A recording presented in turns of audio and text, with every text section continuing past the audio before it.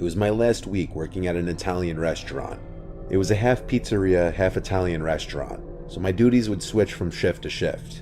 Sometimes I'd work the front register in the pizzeria, sometimes I'd be a busboy in the restaurant side, and sometimes I'd be doing deliveries. I liked doing deliveries the most because I'd make tip money. So it was ironic that I left this job with a horrible, scarring experience doing a delivery. It was a late night delivery. Of course, this is when the shady things happen.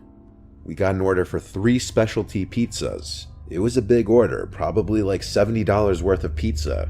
It was on the bad side of town. This was already a minor red flag.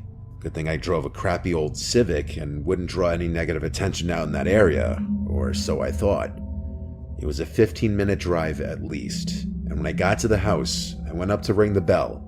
The door opens within seconds, and this Latino man opens the door halfway, sees the pizzas, opens it fully, exposing the pistol in his hand.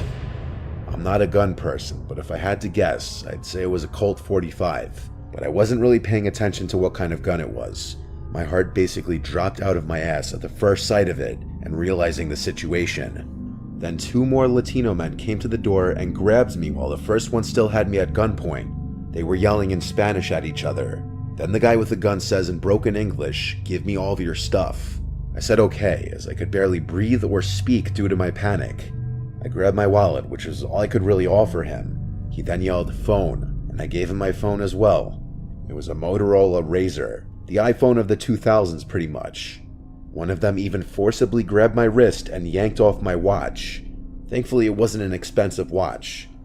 After this, one of them grabbed my ID out of my wallet and read out my address. Then they threatened me, basically saying if I told anybody about this, they'd come to my address and kill my whole family. I said okay, I understand, wanting to cry for help and for my life, but I couldn't. They then pushed me out of the house down the stoop, causing me to land on my hands and knees and start to bleed. They slammed the door shut, and all I had left on me now were my keys. I didn't return back to the pizzeria. I was too shaken and disturbed. I went home, noticeably quiet and shaky. My parents picked up on it.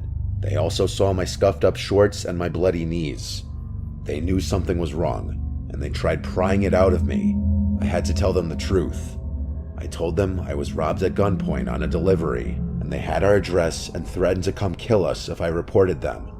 My dad, who had connections with the police department, right away called the number of one of his close friends, and they immediately did a background check of the person living in that house.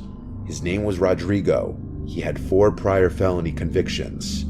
And so, my dad, with the help of his police connections, ignoring the threat from the man with the gun, had a squad of police cars surround the house and enter the house with their guns drawn. I wasn't there, of course, but we heard a description of the scene through my dad's connections. 2 of the 3 men were still in the house and were arrested and charged. The man who had 4 convictions already got a life sentence. One of the guys by his side had a prior conviction and was sentenced to 5 years. The 3rd guy wasn't in the house, and I don't think they ever found him. To this day, he's still out there for all I know.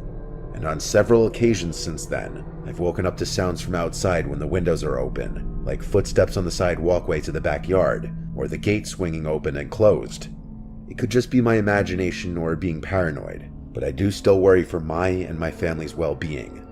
Enough time has passed now that I think that man fled the country, or at the very least knows better than to ever show his face in this town again. But still, it is something that hangs in the back of my mind.